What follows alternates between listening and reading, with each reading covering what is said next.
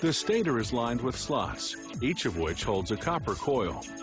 The more powerful the motor, the bigger the stator and the larger the slots.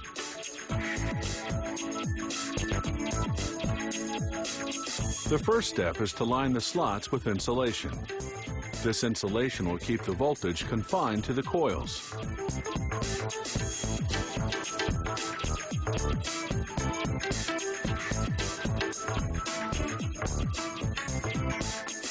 The coils are made from several copper wires wound together by programmable machines. The bigger the motor, the more wires per coil. In this motor, each coil consists of 13 strands of copper wire.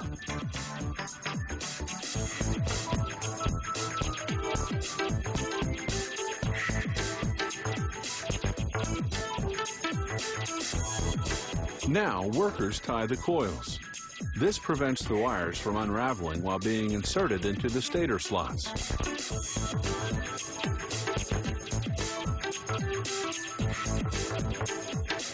Workers cap each coil with fiberglass insulation. Then they insulate the portion of the coil left outside the slots with fiberglass sheets.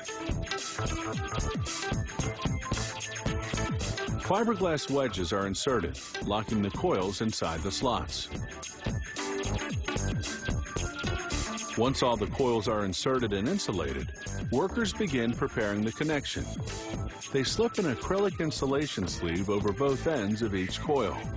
13 coils, 26 ends. Then they group these insulated wires into large power cables. The number of wires per cable varies according to the speed and voltage of the motor.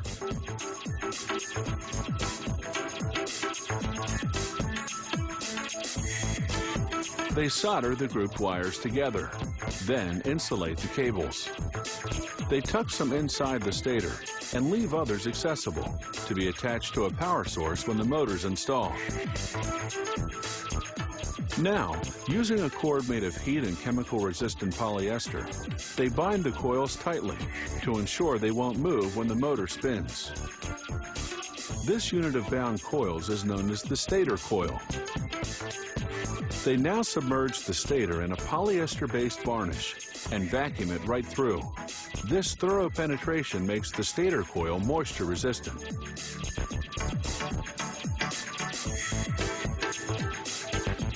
The stator is put into an oven for 6 hours at 280 degrees Fahrenheit. The varnish hardens, making the stator coil rigid. Now they have to balance the rotor. If it's off-kilter, the motor will vibrate, hampering performance.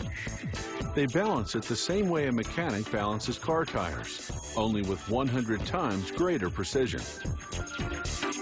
Now they slowly slide the rotor into the stator.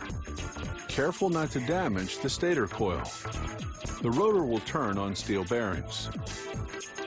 They heat these bearings to expand them, so they'll install easily.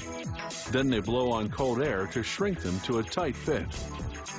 It's the same process with the motor's back cover.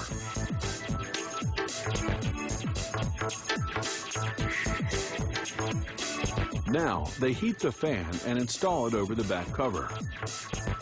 The fan's job is to cool the running motor so that it doesn't overheat and break down. They cover the fan with a safety guard. Then install a cover on the front of the motor as well. They run the finished motor through various tests to assess, among other things, insulation strength and performance. These industrial motors are designed for use in factories, for running machinery such as conveyor belts, pumps, fans, and compressors. Wednesday.